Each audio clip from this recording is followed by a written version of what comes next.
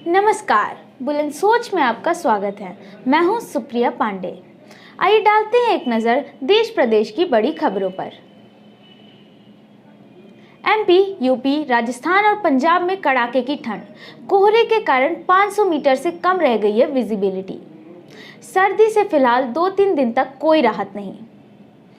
उत्तर भारत में कड़ाके की ठंड पड़ रही है।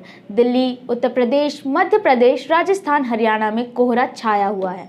नज़ारा कुछ ऐसा है कि समझ पाना मुश्किल है कि कहाँ धरती खत्म हो रही है और कहाँ आसमान शुरू हो रहा है, जैसे आसमान धरती पर ही उतर आया है। मौसम विभाग की माने तो आने वाले कई दिनों तक उत्तरी राज्यों में कड़ाके की ठंड और शीतलहर रहेगी। इन राज्यों में पंजाब, हरियाणा, चंडीगढ़, दिल्ली, पश्चिमी उत्तर प्रदेश, मध्य प्रदेश और राजस्थान शामिल हैं।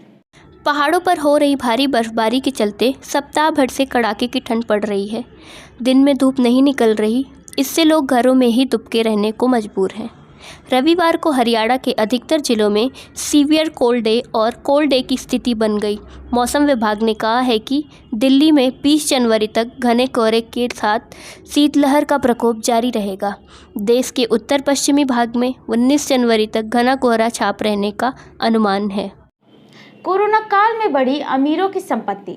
देश के सबसे अमीर 10% लोगों के पास देश की 45% दौलत, 50% गरीब आबादी के पास महज 6% रह गई है।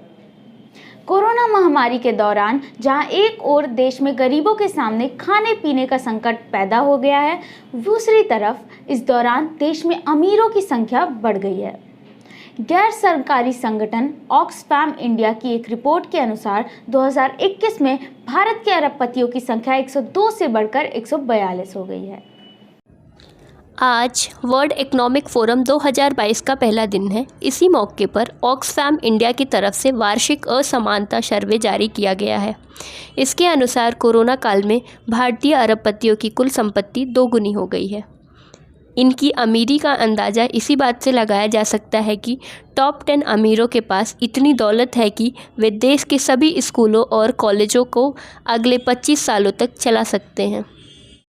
कॉलेजों की परीक्षाएं ऑनलाइन कराने पर विचार करेगी शिवराज सरकार। मध्य प्रदेश सरकार कोरोना के बढ़ते संक्रमण को देखते हुए कॉलेजों की परीक्षाएं ऑनलाइन मोड से कराने पर विचार करेगी।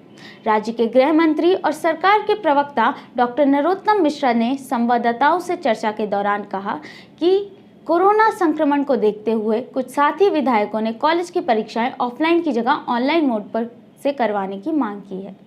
सरकार सदैव की तरह विधायकों की इस मांग पर भी गंभीरता से विचार करेगी। मध्य प्रदेश में कोरोना के चलते लगी नई पाबंदियों के मुताबिक स्कूलों की जो प्री बोर्ड परीक्षाएं 20 जनवरी से होनी थी, उन्हें अब टेक होम एग्ज़ाम की तरह लिया जाएगा। यानी बच्चे स्कूल से प्रश्न पत्र और आंसर शीट घर ले जाकर पेपर देंगे और बाद में शीट स्कूल में जमा करेंगे। व्यापमं की परीक्षाएं पहले बताए स्केड्यूल पर ऑफलाइन होंगी। रीवा में हवाई फायर से दहशत, बाइकर्स गैंग ने की वारदात। शहर के विश्वविद्यालय थाना अंतर्गत विभीषण नगर में रविवार की देर शाम गोली चलने की घटना से पूरे क्षेत्र में दहशत व्याप्त हो गई है। स्थानीय लोगों की सूचना पर पुलिस मौके पर पहुंची और घटी घटना को लेकर जांच शुरू कर दी है। बताया जा रहा है कि आरोपी बाइक से किराना दुकान पहुंचे थे और विवाद करते हुए फायर करना शुरू कर दिए। गोली चलने की आवाज़ सुनकर आसपास के लोग एकत्रित होने लगे तो आरोपी मौके से फरार हो गए। विभीषण नगर में धनेंद्र पांडे अपनी किराना की दुकान संचालित करते हैं। उन्होंने पुलिस को बताया कि बोदाबाग निवासी प्रिंस नामक युवक अपने साथियों के साथ आया और उनसे किराना का सामान मांग रहा था। वह अपने उधारी के पैसे उनसे मांगने लगा, जिस पर ना सिर्फ विवाद शुरू कर दिया बल्कि ताड़ फायर करना शुरू कर दिया। तो ये थी आज की कुछ बड़ी खबरें। जुड़े रहिए हमारे साथ सोच बुलंद सोच के साथ। धन्यवाद।